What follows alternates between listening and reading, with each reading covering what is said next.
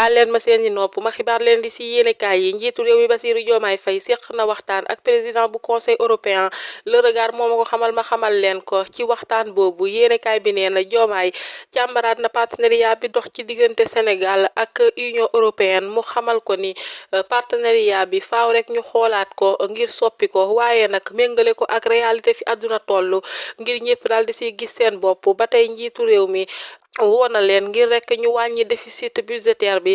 ba tax réew mi quotidien ne Bassirou Diomaye Faye jébbal na Charles Michel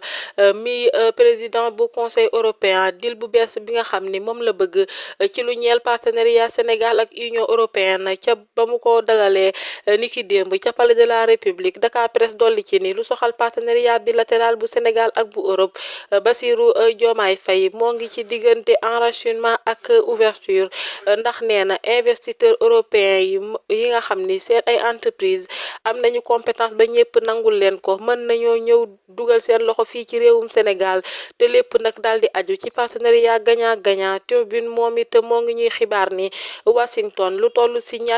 240 milliards la jébbal réewum Sénégal muy financement bu jëm ci domaine yu baree bari muy kon investisseur bi nga xam ni moo njëkk ci nguuru Diomaye koppar googu nag nee nañu ci accès à l'énergie di courant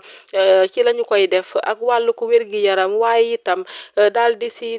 dooleel ñi nga xam ni ñoo di secteur agro industrie ak jàppale si entreprise yu ndawaan yi waaye nag bu ñu moyuwul courant beeg carburant bi dina yokk fii ci réewum Sénégal Dakar Times moom ko xamal ma xamal leen ko yéenekaay bi ne FMI moo sàkku ci état wu Sénégal ngir nag mu teggi subvention yi nga xam ni moom la def ci courant beeg carburant bi ngir appliquer prix normal yi te loolee day yokk njëgal courant bi ak carburant bi te loolee dina ware woo ak li nga xam ni moom la kilifa yu bees yi diggoon waa Sénégal kilifa yu bees yooyu nag bés bi le jour moo ngi ñuy xamal ni daañu jàmmaarloo ak waa Bennoo ca pencum ndawi réew ma source a ñëwal ñu ci scénario yi nga xam ni moom moo fa mën a am yépp mu bokk ci motion de censure bi nga xam ni waa Bennoo Bokk Yaakaar mën nañu koo déposer ngir daaneel nguuru Sonko bi ndax bu leen neexee am ay motion de censure yu baree bari ndax 17 députés rek mën nañoo koo déposer te su boobaa bu motion de censure bi jàllee Bassirou Diomaye Faye su ko neexee tabbaat Ousmane Sonko comme njiital jëwrin te kon su boobaa moom njiital Pastef bi am na ba ñetti weer ngir def déclaration de politique générale te loolee dina ko may mu xaar ba ñu tas assemblée bi mu soog kay def ba tax Vox Populi ne motion de censure bi daal loo ci mënti dégg paaka ñaari boor la ndax risque la ci pouvoir bi waaye risque la itam ci opposition bi yépp Assane Samb di analyste politique yi yéenekaay bi ne motion de censure bu amee dina gàkkal doxalin bu rafet bi nga xam ni moom la politiciens yi nekkee woon jamono ji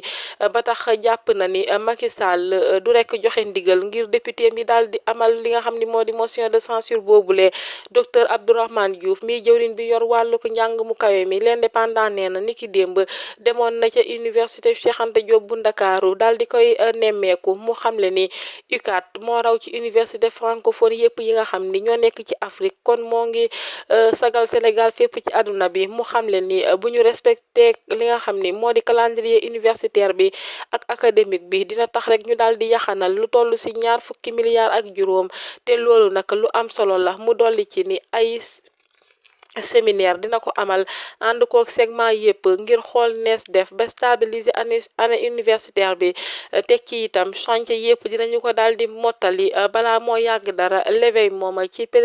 PS di parti socialiste ci la xëy tey yéenekaay bi ne ci alxames bii ñu jëm convoqué nañu bureau national ba tax yéenekaay bi ne PS jublu na nag ci avenir am waaye Ousmane Sonko itam jublu na ci Mansour Faye l'informateur moom a ko xamal ma xamal leen ko yéenekaay bi ne Cheikh Tidiane Dièye ci boppam moo xamle ni dañuy def li nga xam ni moo di audit jëm ci contrat yu SONES ak yu SEN'EAU yi te loolee Mansour Faye lay laal directement xeex bi njiitu réew mi xamle woon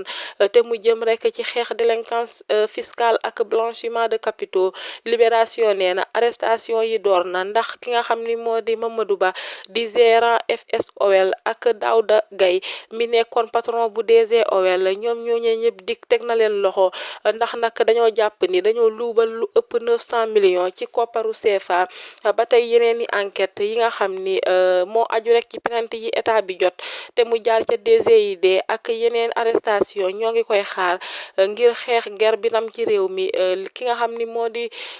Bassirou Diomaye Faye lii quotidien nee na daa bëgg rek indi ay coppite ci OFNAC ba tax mu proposé Nafi Ngom Keïta ngir mu jiite projet bi te nag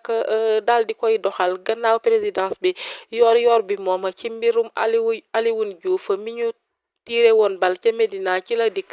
yéenekaay bi ne Bamba Fall lañu ci daal di joxoñ baaraamu tuuma waaye li doy waar mooy li l'Observateur xëyee tey mooy jigéen ñi nga xam ni dañoo nekk ci buumu sëy te di ko nëbb benn waay ci yéenekaay bi ne nekkoon na ak jigéen boo xam ni lu toll si juróomi at la dund ak moom ci relation amoureuse ndekete jigéen boobu femme mariée la te am na ñeenti doom. fi lañu nar keppee li ci yéenekaay yi ma delloo leen seeni nopp ba ëllëg ak jàmm ci Nasiru TV jërë ngeen jëf.